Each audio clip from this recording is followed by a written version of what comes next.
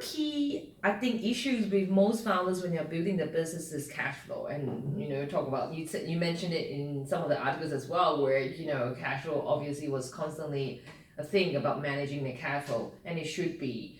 So how was it in the beginning? Was there reach a point where there was no more cash flow? Oh yes, yeah. Well, there's like a tipping point where quite, profit, kind of thing that went through, and then after that it was really about collecting the reserve and making sure that you are creating a pool of cash reserves, to grow and all. Yeah, I think early on we realised there wasn't any point in putting capital into starting up a company and then using that company the capital to pay salaries on which you're paying tax to the government on the way. So we didn't pay ourselves a salary for 3 years. Yeah. And we focused on keeping our overheads down. So we managed an arrangement where we didn't have any rent to pay for the first 2 years. Yes. And I think that's a really important part of starting a business. The bootstrapping part. Yes, that's right. And not expecting that you're going to make a lot of money out of it initially. I mean, that can happen later if you're successful, but you can't expect it to happen initially. Mm-hmm.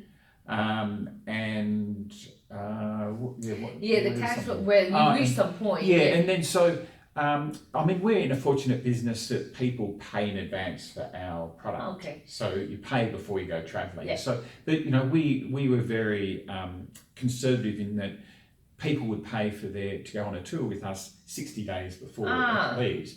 But we wouldn't touch that money until the day they departed. Yeah. So we didn't recognise the income until they departed. So that was very good to do. So you're like a net negative, is it positive 60 days in terms of cash flow cycle? Yeah. Okay. So that just sits on your balance sheet and then it's recognised on your profit and loss when they depart.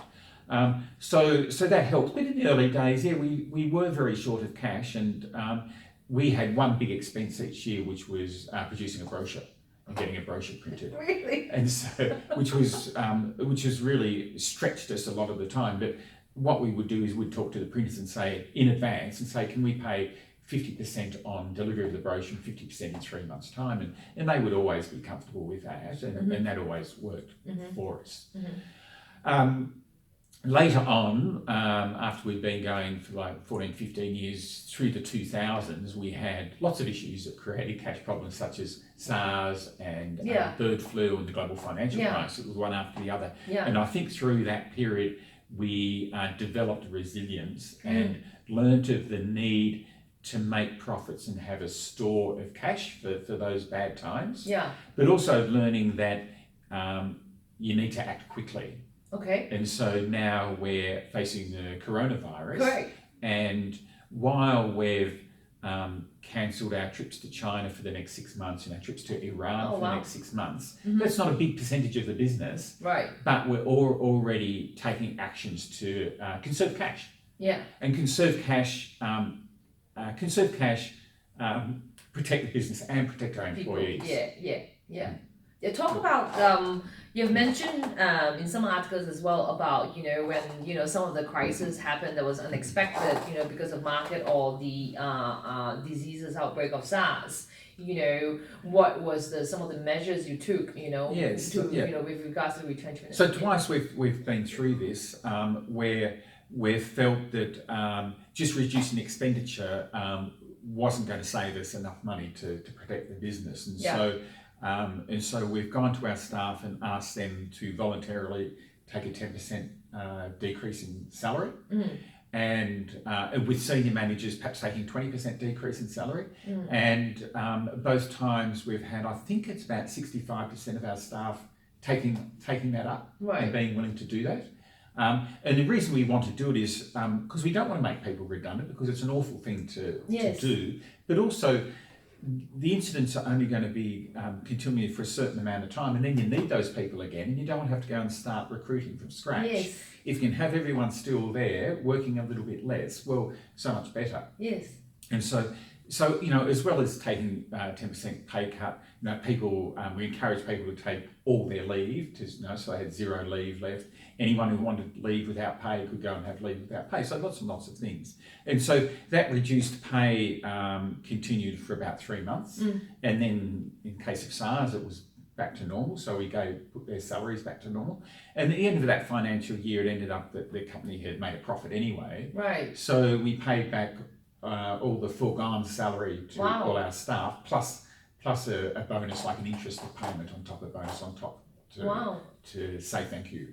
And so when we did it the second time around, there was still a few people who'd been there. We're much, much bigger. There's still people who'd been there the first time around, and they were able to explain to people, hey, the company will look after you if they possibly can. And it ended up that we were able to pay the money back again, even though we hadn't promised that at all. We paid that foregone salary back to them. Yeah. That's a smart thing to do, because most of the time, when they do the financial calculation, when they realize that, they need to cut people and salary is the biggest one to cut, they start retrenching people to, quickly, get back. They didn't think so much about, okay, how about, let's just communicate what's going on with, to the staff, yes, and right. Look at how to solve this together, And how was the initial reaction from the staff, in the sense that, well, you need to cut your salary, was there people that said, oh no, we don't want to do this? There are people who don't want to do that, and there's people who genuinely can't afford to do it. If you've got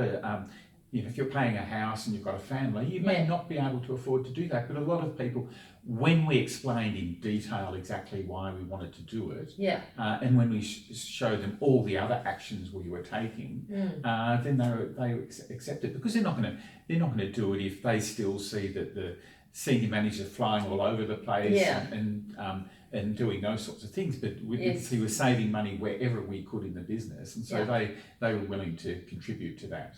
Yeah. And in the end, that's really valuable for your culture, because it's like everyone has made a sacrifice to preserve the business, and the business comes out of that dilemma ready to really take off again. And both after SARS and the global financial crisis, we took off really, really well, because we were there and ready to go, rather than suddenly finding, we're getting busy again, we might need to find and recruit and train people from scratch. Which is, I think what it's interesting is that you were obviously looking at it with a long-term perspective, because you're thinking like, well, if this is transient, it's just going to happen for some time, and then when we titrate it, we're going to hire back these people because we need the capacity back. So it's interesting how you were being open to communicate, what the company needs from the people, and let the people step up. Mm-hmm. And usually when you go through the hard times together, it actually build the connections and the resilience and the bond between, the people and the company, and the trust. Because you so trust them to actually communicate, what's really going on, and allow them to help solve the problem, instead of thinking that you have to solve the problem yourself. Well, that's right. You're making everything worse. Right. So we had a company meeting here yesterday with most people from our head office, and we laid out, what the issue is now with coronavirus, and it's not that serious. But it's the steps that we are going to take at the moment to ensure that we preserve cash, because it's all about preserving cash. And with the global financial crisis, we knew how many months of cash we had for the company to survive, and so you want that to stretch that out as long as possible. Yeah. Definitely.